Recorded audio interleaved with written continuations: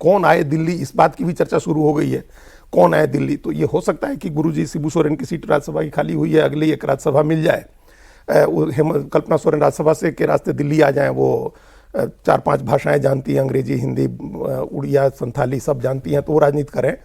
इसमें एक और एंगल है कि बीजेपी की एक राज्यसभा जा रही है और वो राज्यसभा मिलेगी नहीं। जो पूर्व प्रदेश अध्यक्ष थे दीपक प्रकाश, उनकी राज्यसभा खत्म हो रही है अगले साल, और अभी जो पोजीशन है अगर ये चेंज नहीं हुई तो उनको राज्यसभा नहीं मिलेगी। तो अगर बीजेपी जेएमएम साथ में आ जाते हैं तो एक एडिशनल राज्यसभा वहां से ये सब बातें भी उनसे हो चुकी हैं जिनका नाम आप नहीं बता रहे हैं, जिनके साथ बातें हो रही हैं, जिन लोगों के साथ बातें हो रही हैं। हाँ, मतलब अरे भाई, हम तो जहां थे अभी, जिस हम शादी में थे परसों, सौरभ जी, वो शादी बीजेपी के, वहां जमावड़ा था, बीजेपी के तमाम नेता थे, उन्हीं लोगों से जुड़ी हुई शादी थी। तो वहां तो पोर्टफोलियो बट रहे थे कि बीजेपी के कौन 4 लोग शपथ लेंगे और उनको कौन कौन सा पोर्टफोलियो मिलेगा। हमने कहा कि अच्छी बात है ये तो आप, और कल्पना सोरेन दिल्ली जाएंगी तो उनको कौन सा पोर्टफोलियो मिलेगा, ये सब चीजें वहां चर्चा में थी। देखिए, मैं वोट लेने वाला हूँ, ये काम होगा कि नहीं इसमें होगा। एक अदृश्य ताकत भी इन्वॉल्व है। अदृश्य ताकत तो है, ताकत है जो कि बहुत ज्यादा इन्वॉल्व है, वो भी नेगोशिएशन कराने में, बातचीत कराने में, वो सब उनको भी सूट करता है अगर ऐसा हो जाए। अदृश्य ताकतें होती हैं। 2010 का जैसे 9 का चुनाव खत्म हुआ दिसंबर में, अदृश्य ताकतें ऐसी सक्रिय हुई कि गुरुजी को ले आकर के मुख्यमंत्री बना दिया गया और रघुवर दास उप मुख्यमंत्री हो गए। ऐसी अदृश्य ताकतें उस समय सक्रिय, 6 ही महीने वो सरकार चली, फिर उसके बाद राष्ट्रपति शासन, फिर नई सरकार अर्जुन मुंडा की, लेकिन उस समय तो अदृश्य ताकतें सक्रिय होकर के सरकार बनवा दी। हर पार्टी में दोस्त हैं, अगर ऐसा हो गया, हर पार्टी में दोस्त हैं, नहीं वो दूसरे लोग। अगर ऐसा हो गया सौरभ, लेकिन अर्जुन मुंडा, बाबूलाल मरांडी, रघुवर दास, चंपाई सोरेन, इस तरह के जितने नेता हैं स्टेट वाले, उन सब के लिए बहुत बड़ा झटका है, और उनके लिए वो एक्सेप्ट कर पाना, उसको डाइजेस्ट कर पाना आसान नहीं होगा। अभी जो चंपाई सोरेन सबसे ज्यादा इस बात को दिखी, चर्चा शुरू होने से सबसे ज्यादा दुखी वही हुए, क्योंकि वो 1 साल पहले जेएमएम छोड़ के आए हो जाएंगे। हाँ, जेएमएम ही छोड़ के आए हैं। बाबूलाल मरांडी सोचिए ना, हेमंत सोरेन अगर मुख्यमंत्री हो, बाबूलाल मरांडी क्या करेंगे उसके बाद? ये दोनों टूथ एंड नेल से विरोध कर रहे हैं। बाबूलाल मरांडी, रघुवर दास, इनकी अगर कोई दूसरा आदमी डिप्टी सीएम हो गया बीजेपी का लीडर, तो लीडर वो हो गया ना।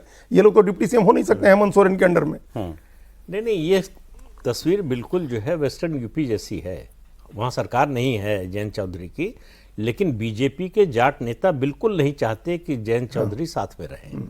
सब विरोध कर रहे हैं कि जयंत चौधरी से नाता तोड़ लेना चाहिए, लेकिन टॉप लीडरशिप का मानना है कि जयंत चौधरी को साथ रखने से फायदा है।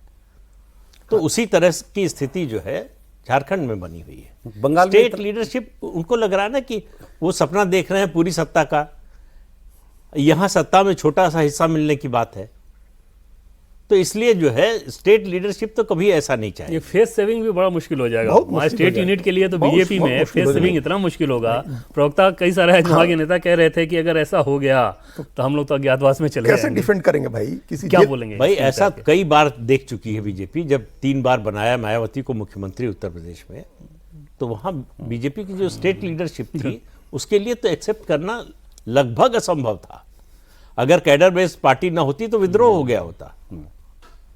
तो इसलिए ऐसा नहीं कि पहली बार इस सिचुएशन का जो है सामना करेंगे। अब सर ये बताइए, मैं ये नहीं पूछूंगा ये काम ये होगा या नहीं होगा, संभावना, ज्यादा संभावना होने की या ना होने की आपको लगता क्या मुझे है? बहुत ज्यादा संभावना लगती है होने की कि हेमंत सोरेन बीजेपी के साथ आ जाएंगे। आप?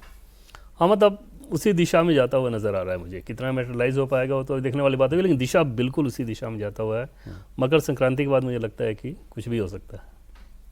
तो अब तो बात डेट तक मुझे हैरानी नहीं कब है होगी। जी? नहीं, हमको अभी उसकी संभावना नहीं दिख रही। मतलब हम थोड़ा डिफर कर रहे हैं प्रदीप जी से भी और देवेंद्र जी से भी।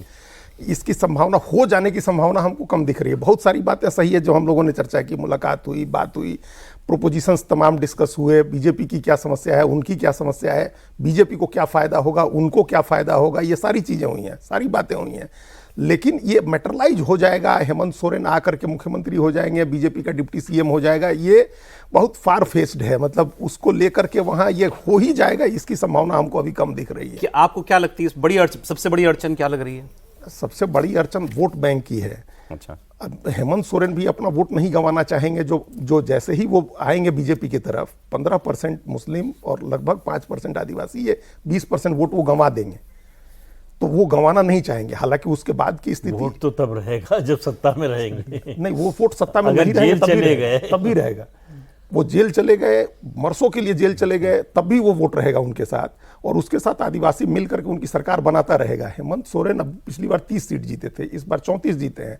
अगर ये पोजीशन रहा तो अगली बार वो पूर्ण बहुमत अपने दम पर ले आ सकते हैं। तो ये स्थिति वो गंवाना चाहेंगे। जो हमने कहा ना कि जेल उनका देखा हुआ है और उनके पास अब पत्नी एक के रूप में एक ऑप्शन है जिनको सीएम बना सकते हैं जेल जाने। देखिए शॉर्ट टर्म जेल देखना, लॉन्ग टर्म जेल देखना, उसमें दोनों में फर्क होगा। हाँ है, ये हमारे कॉफी के प्रोग्राम के उन बहुत माइनॉरिटी चुनिंदा प्रोग्रामों में से है जिसमें मेहमानों ने अफवाहें कंफर्म की हैं।